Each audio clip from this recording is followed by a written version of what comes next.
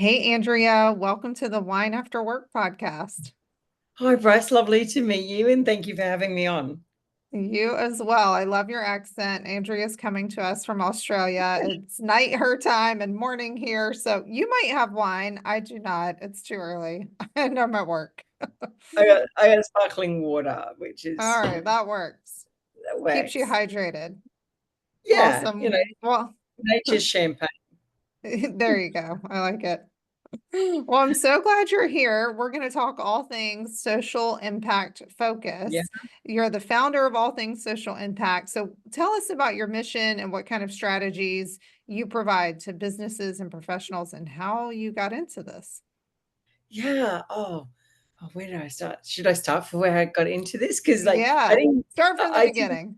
from the beginning. Yeah. So I was 30 before I went back to university. I was kind of knocking around in jobs that sort of felt dead end, and I thought I should do the grown up thing and get serious about my career. So I went to uni and I did social science, and of course I had no idea, like most people did, that social impact was even a thing in terms of work. I didn't know what it was, but I had a lecturer in my second or third year who convinced me or introduced me to social impact. And he said, "Come over here and check it out, and I think you'll enjoy it." And that was my first hooray into it. My first jobs weren't in social impact though, so it's basically an applied research approach, really, into the planning processes. And I actually started off in government in Queensland Health, and I did a lot of public health work and health service planning and social policy.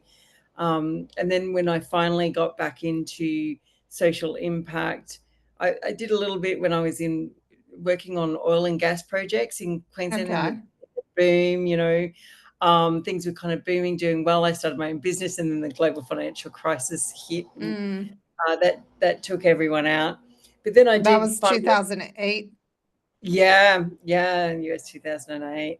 So Yeah. I did go back into government, and at some point there was social impact was becoming important again. ESG was starting to get talked about.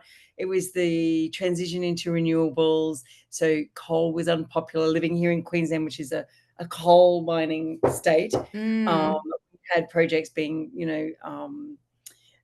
protested against in very serious ways. We had projects actually being halted for the first time based on social impacts. So there's a real shift back into social impact. And being in government, I ended up working for the Office of the Coordinator General, which is oversees the large scale developments across Queensland, the state that I live in, and wrote the social impact assessment guidelines for the state. And that got me back into consulting, where I was actually advising, helping them get their planning approvals through the environmental planning processes, mm, advising companies on their social impact assessment management, and that kind of work. And it's evolved from there. I was working for a large engineering firm, I think late, what was it? Time flies. I can't I believe it's know. April, Bryce. I'm sorry, I I'm just like, know. I feel the April. same way. But it was late, sort of last year, when I'd been to the International Association for Impact Assessment conference, and I was speaking there, and they had funded me to go, and I was back for a week, and they pulled me into a meeting and said you've been made redundant. So it was completely Oh, unexpected. wow. Yeah, and it was the best thing that happened. Like, I had Mm. registered my business, but hadn't really wasn't really doing anything with it. And then, of course, my diary freed up in a major way. So I was able to focus on it. And my vision for it is really about, in all my experiences with social impact assessment, is that um, practitioners quite often, we're either individuals or small groups within large companies, quite isolated, not always getting the support, or people don't understand what we do. And I think there's two things to do. One is to raise the profile of what we do, and to provide a network, and also to provide somewhere, particularly for early career or people transitioning in, who want to transfer their skills into something different. Sure. I also was reading the training. People don't want to necessarily go back to university. They don't necessarily want to retrain Right. themselves. You know, Yeah. sometimes they want to take the skills they've got and go, how do I bring it to the table for this work? So I had been building it with inside of it, enviro firms or whatever, training young juniors in it. So I've kind of taken that and built the subscription website and written the book that sort of helps guide people through that process, and giving them the tools and the guidance that they need. And of course, the YouTube channel that I've started, which is really bringing. I start with an early career series where we talk to people who've 2 or 3 years in, or their first year in, to Right. talk about their experience, their challenges, and what would have helped them on their career, if Mm. those kinds of discussions with them. Following that up with the professional series, which is just kind of kicked off, where I talk to really experienced social impact professionals across a range of areas who talk about their journey, how they overcame challenges, and really start the conversation around how you can create meaningful impact, how you measure it, how you know you've actually had the impact. So Mm. that's kind of what I'm doing at the moment. I still consult because you know people, that's where I've started. I think that's not going to completely go away, but Sure. um, certainly wanting to get more into the coaching space and leveraging my experience to sort of support people in their careers in social impact. Very nice. So you're Yeah. helping businesses and professionals, it sounds like right now. And then you've got your book and your YouTube channel. So tell us about your book. And I know you said you touch on how to measure that impact that you're making. How do you quantify that? Yeah, I mean, that's always the big question with social impact. And I think one of the things that I would like to help is to people say there's certain things you can quantify in the social. However, when you're talking about impact and actual outcomes, what we find when I've evaluated large scale, statewide projects, is that some people are measuring inputs even, they're Mm-hmm. saying the outputs, and you're like, well, outputs don't tell you they tell you something. They're a very early indicator. And you Right. know and I think in the social sciences, or in the social realm, when you're wanting to know about quality of life, the well-being of communities, well-being of people, and whether people are thriving, there's definitely some quantitative measures in terms of income, in terms of, do they have a job, not have a job. There are certainly some health Sure. indicators that you can pick up, but you miss a lot of the story, and that's where the qualitative comes in. And not everything has to be quantified. And I think the sweet spot for my work is combining the two, taking the data and then wrapping the qualitative data and people's stories around what that actually means for them, and Mm. bringing it to life, and really understanding, for example, even unemployment. You can put in unemployment figures, but what does that actually mean for people? You know, Uh-huh. and I think some of that, sadly, has I've seen a trend where some of these things seem to have, the knowledge around it seems to have gone out, of the significance of things like having a job. I know it sounds crazy, but when I've been on projects where we've had people roll their eyes and go, "Are you going to say that, you know, the project's providing jobs?" And I'm going, "Well, yeah, I mean, that's a pretty significant, we take it so much for granted, right? Yeah. But when you go out to small rural towns, where Mm. if you move a significant project around, then you know that that's going to have profound impacts. It's not like living in the city where you go, "Oh, I lost That's my job," right. with redundancy, and go, "I'll just start a business," or the opportunities are Find very something narrow. else. Yeah, And in fact, these towns can go in a downward spiral very, very quickly. for Um, sure. so so I think it's important to raise those issues more importantly, and have the conversations with people around, when you're talking about some of these rural towns, we have to take that economic sustainable development a lot more seriously, because they really have detrimental effects to those communities, for Yeah. sure. Yeah. Can you share an example of a, a successful social impact initiative you've helped implement? And what were the key elements that made it successful? Oh, I mean,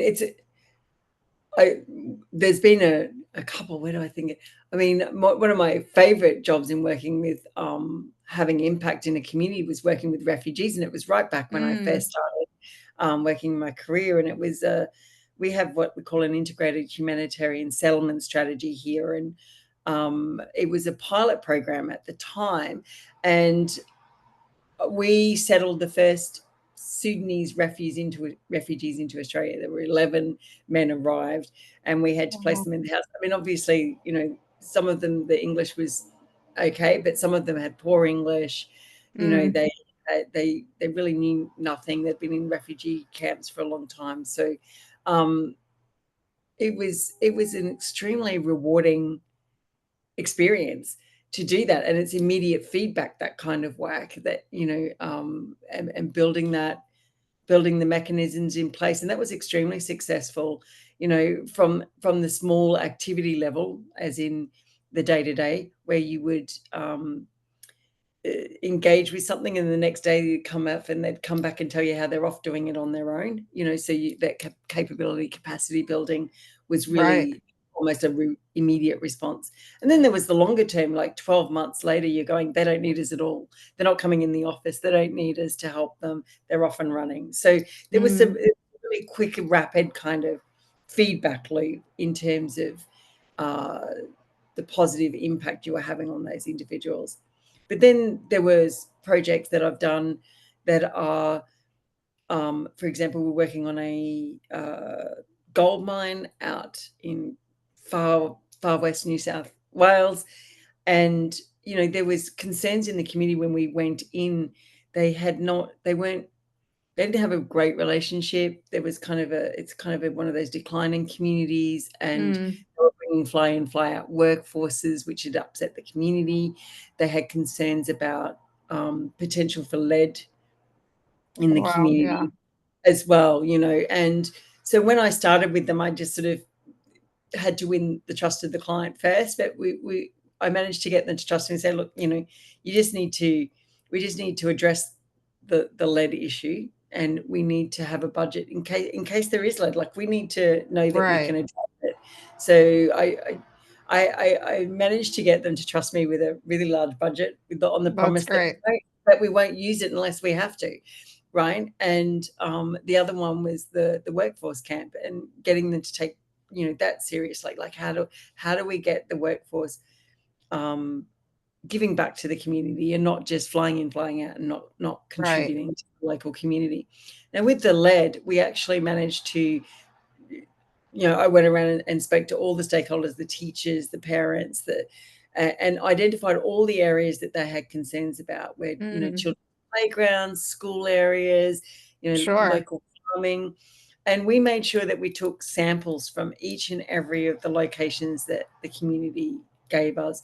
And we had set up a website where we had the maps up, where they could see exactly where we were sampling from, and the results were transparently provided to them as well, so they could see where we're taking the soil. We worked with the human health risk assessment team to make sure that they had, that we had all their data. We provided that to the community.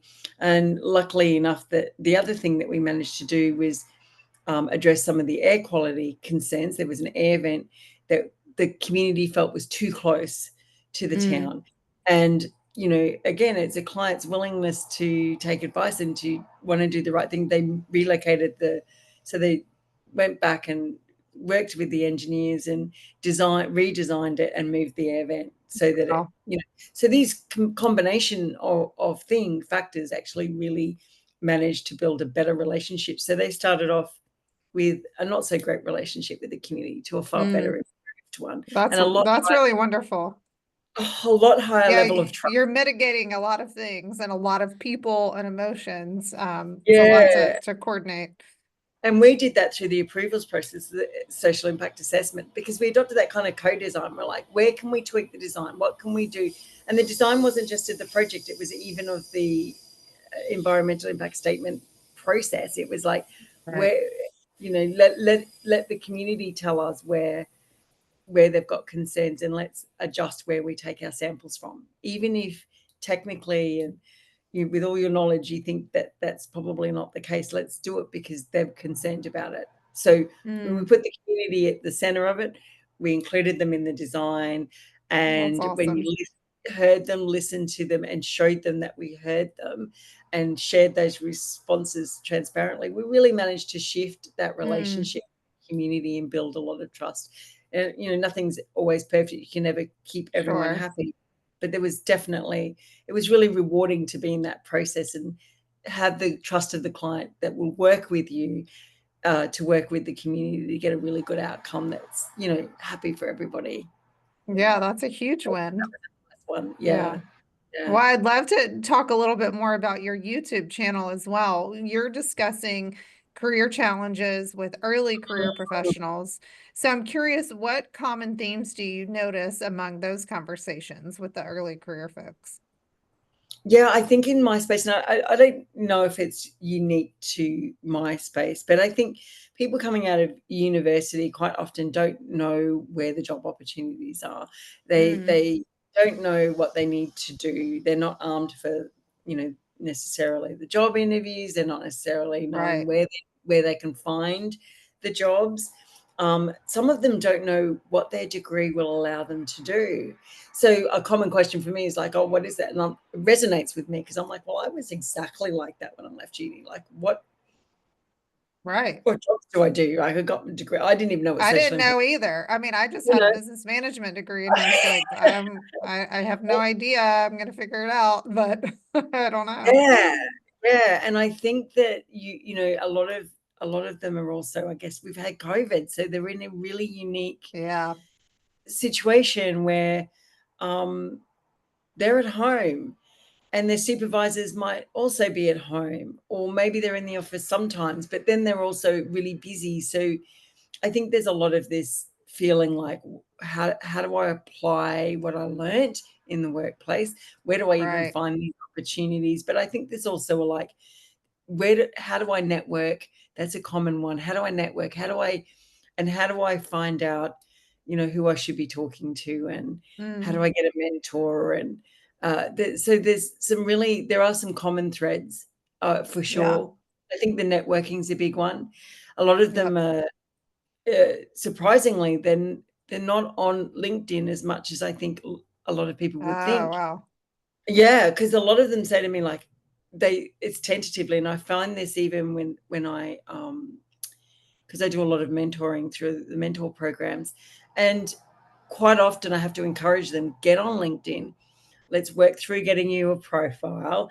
Let's, teach them around how to use groups and how to connect to people, and give them the confidence to Right. reach out to people, and that, those sorts of things. And I find that's quite common. And that was one that kind of took me aback a bit, because I'm like, I would have expected the younger generation in particular to Yeah, really be like same. ducks to water in I mean, they're on LinkedIn. every other social media, so it's really surprising that they're not getting on LinkedIn for a job. And yeah, if I had to take a guess, Bryce, I would say that it's an intimidation, that they feel Hmm. a little bit like, but they're all professionals, putting Right. these really insightful, all that experience. I've been doing this for 20 years, and Yeah. and they read the posts of people who are quite prominent. And I think maybe it's a little bit of, you know, feeling intimidated, perhaps. So Yeah, there the is imposter syndrome. Yeah, I get that yeah, for sure. don't we all? But I think being at that age where you're just out of university, I think must be, Yeah. yeah. So it reminded me that, yeah, when you were out of university, I mean, LinkedIn wasn't around when, you know, giving my age away. My LinkedIn wasn't around when Yeah. I left school. That so I didn't have to worry about being intimidated by all the successful people in Right. my every time I got online. So, but I could imagine it would be pretty hard. But it Yeah. is so important now because you can't just apply for a job.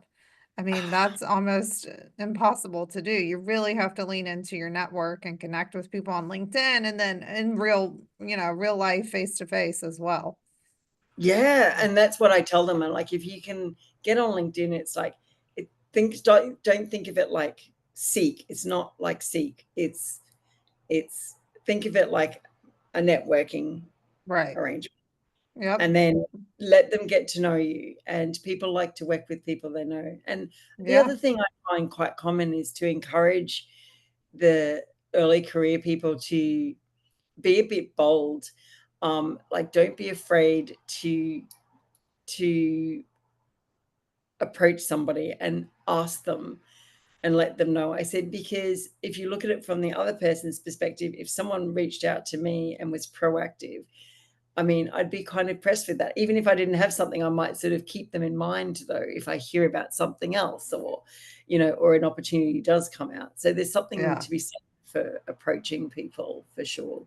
So Yeah. I love working with the early career people. I think it reminds me to have all that excitement that they Yeah. have, Yeah, it's so Yeah, exciting because everything's new and there's so many opportunities available. It's true. I get excited for that too, even with yeah. my own kids. Well, for professionals who are feeling undervalued or stuck in toxic environments, what advice would you give them to navigate their career path effectively? Yeah, look, I've always been strong on this, and don't stay in a toxic environment. And I think, you know, sometimes you can't just walk out because you've got life commitments. Sure. Um, but honestly, when you know it's toxic, my advice to everybody is, like, start looking. You can't stay in that environment. The longer you stay in Yeah. there, it's just going to diminish you in Right. ways you don't even realize.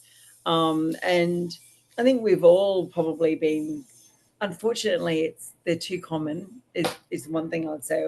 I've been surprised how many environments I've been in that have been toxic. Sometimes I've been the target of it. Sometimes Mm, it's just being around it, observing other yeah. people um, being subjected to it. And it never ceases to amaze me that there's way too many toxic environments, and it's really concerning, Hmm. that something's gone wrong up the top, somehow, or in structures, that is allowing this behavior to go on in their workplaces. Yeah.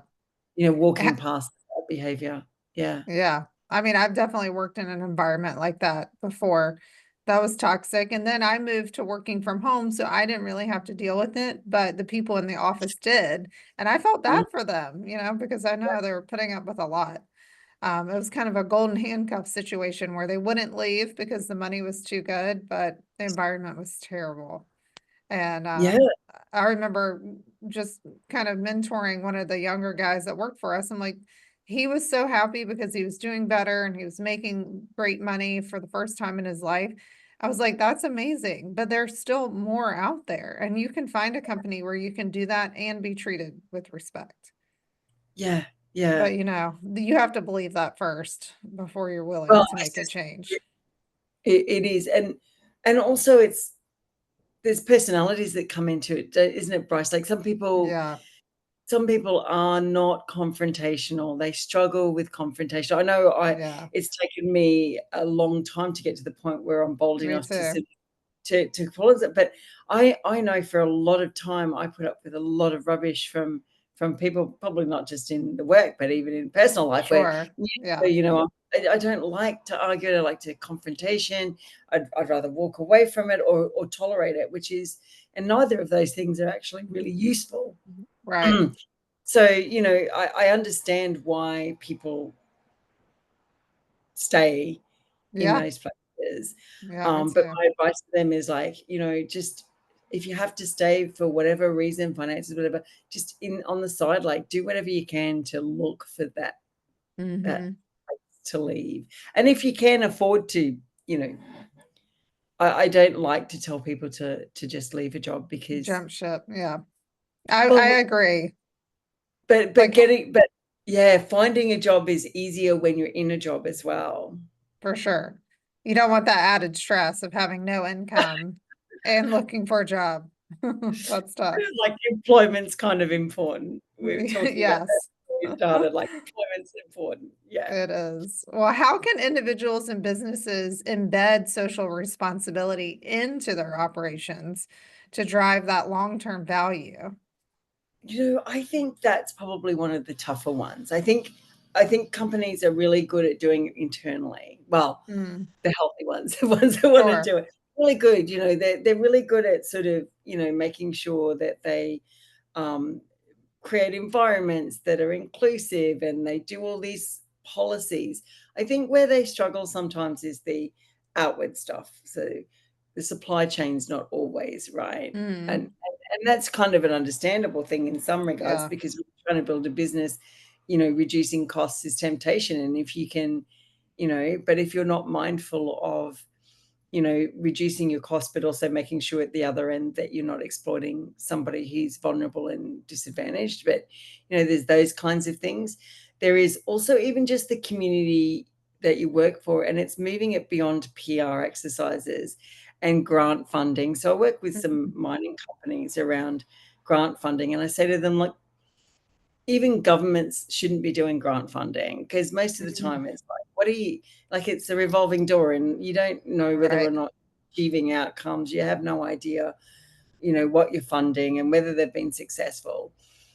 But if you can build, again, it's about the building relationships. So the example I gave in that gold mine, that's a better example of like how you work with community, actually building a Yeah. relationship with your community. Right. And if you're going to invest money, like with community investment funds or development funds, or you want to, if you want to give to your community, then I would say find out what it is.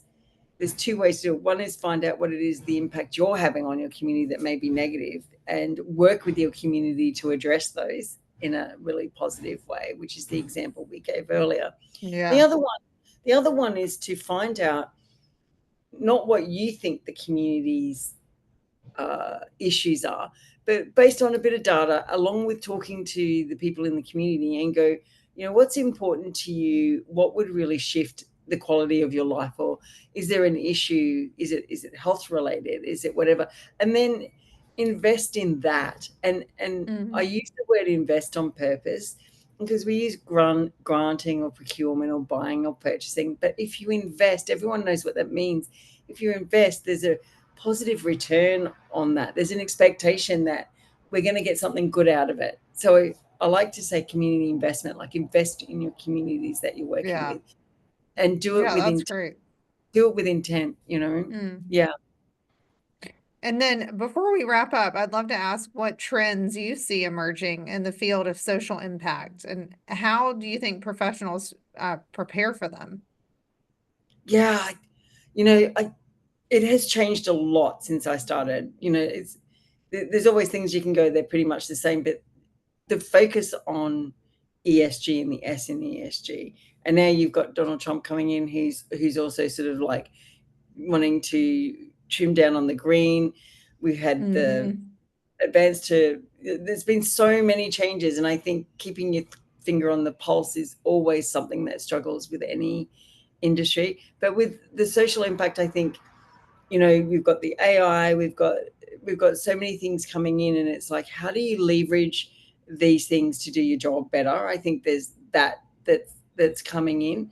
I Right. think I think one of the trends that's coming, and if I'm reading it right, is that we're moving back to a human-centered approach to decision making. I think we moved away from it. We're really focused on the environment, and it came at the expense of education, cost of Mm, living, health right. systems.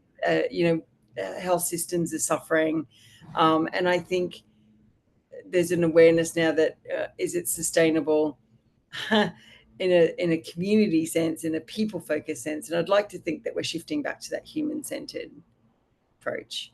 So Very nice.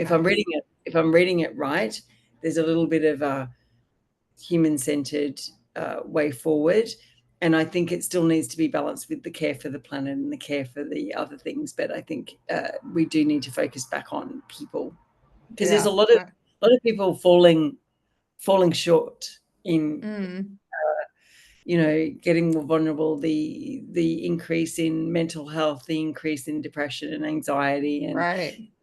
And I think, increases in chronic disease, these kinds of things, I think there needs to be a focus back on these things for sure. Yeah, I agree. Well, how If can I'm our audience, if I'm reading sorry, it go right, ahead. you're going there, Bryce. Well, how can our audience connect with you and learn more about your work at All Things Social Impact? This has been great. Yes, well, they can get me on LinkedIn, of course, at Andrea Kanaris. You'll find me. My website goes live, if not this week, in the next couple of weeks. It'll be live by the time this goes on. So that's It sure will, yeah. www.allthingssocialimpact.com. So there's that. My YouTube channel is at All Things Social Impact. So you'll find me there. That's for the discussions. And all the social media things, but it all uses the All Things Social Impact. So you'll find me in all the little places online. Perfect. Well, Andrea, Yeah. thank you so much for joining us very late your time. I really appreciate it. Can't wait for our audience to be in touch with you. I'm sure they'll start following you on LinkedIn. Some really great takeaways. So I appreciate it. Oh, I hope so. And I hope they reach out to me if they have any questions. It's always nice to meet new people. So, Of course. Thanks, Andrea. oh, thank you very much, Bryce. Lovely meeting you. You too.